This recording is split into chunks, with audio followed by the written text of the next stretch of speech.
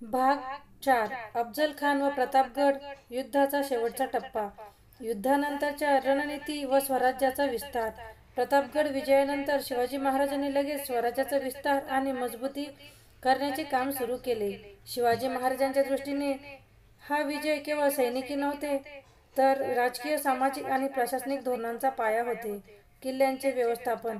शिवाजी महाराजांनी किल्ल्यांच्या सुरक्षिततेसाठी खालील उपाय केले. 1. शस्त्रसज्जता. प्रत्येक किल्ल्यावर ढाल, तलवार, भाले आणि तोफांची पर्याप्त व्यवस्था. 2. धान्य कोठारे. किल्ल्यांच्या दीर्घकालीन पुरवठ्यासाठी धान्य साठवणे. 3. जलसाठा.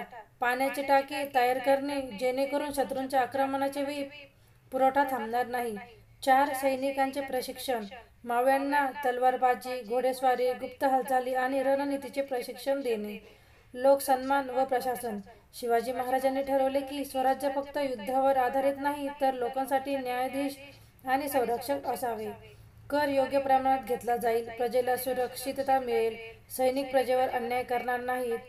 या धोरणामुळे स्वराज्याची मुळे मजबूत झाली आणि लोकांच्या मनात विश्वास आणि श्रद्धा वाढली. शत्रूचा धोका कमी करणे. अफझल खानाचा पराभव मुघल आणि आदिलशाही दोघांनाही मोठा धक्का देणारा होता. आदिलशाहीतील सरदारांमध्ये संभ्रम निर्माण झाला. मुघल साम्राज्याच्या मराठ्यांवरील प्रभावावर प्रश्न निर्माण झाला. शिवाजी महाराजांनी आपल्या गुप्त नेटवर्कचा वापर करून शत्रूंच्या हालचालींवर सतत लक्ष ठेवले. त्यांनी रणनीती आणि गनिमी काव्याचा संगम वापरून शत्रूला सतत गोंधळात टाकले. स्वराज्याची स्थिरता व मावळ्यांचे योगदान. मावळ्यांनी युद्धात असंख्य कर्तव्ये पार पाडली. गुप्त हालचालींनी शत्रूंना घेरले. तलवार, भाले आणि ढाल यांचा योग्य वापर करून शत्रूच्या सैन्यावर आक्रमण, किल्ल्यावर सुरक्षित प्रवेश सुनिश्चित केला. शिवाजी महाराजांच्या नेतृत्वाखाली मावळ्यांनी स्वराज्याचा पाया सुरक्षित केला आणि लोकांना त्यांनी आदर दिला आणि त्यांच्या नेतृत्वाखाली पुढील मोहिमा करण्यास प्रोत्साहित झाले. जर ही कथा तुम्हाला आवडली असेल तर लाईक करा, सबस्क्राईब करा. स्वराज्याचे भावी धोरण. शिवाजी महाराजांनी प्रतापगड विजयानंतर ठरवले. 1. स्वराज्याचा भौगोलिक विस्तार. 2. किल्ल्यांचे सुरक्षित व्यवस्थापन. 3.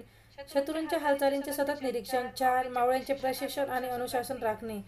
त्यांनी ठामपणे ठरवले की स्वराज्य केवळ युद्धाच्या जोरावर टिकवले जाणार नाही, तर धैर्य, बुद्धी आणि न्यायाने टिकवले जाईल. परिणाम आणि वारसा. प्रतापगड युद्धाने मराठा सामर्थ्याचा आधार तयार केला. स्वराज्याचा पहिला मोठा विस्तार. मावळ्यांचा आत्मविश्वास प्रचंड वाढला. शत्रूवर विश्वासघात आणि धोक्याचे दबाव वाढला. शिवाजी महाराजांचा विजय केवळ सैनिकी नव्हता, तर नेतृत्व, रणनीती, लोकसेवा आणि न्यायप्रियतेचा आदर्श होता.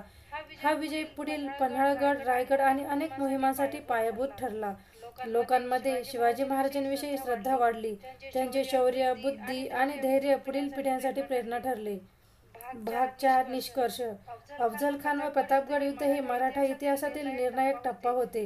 शिवाजी महाराजांनी युद्धात बुद्धी, धैर्य आणि गनिमी काव्याचा उपयोग केला.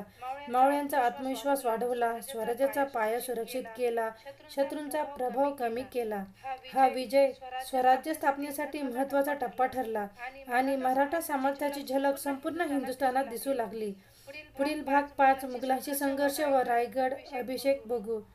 जर ही कथा तुम्हाला आवडली असेल तर लाईक करा, सबस्क्राईब करा.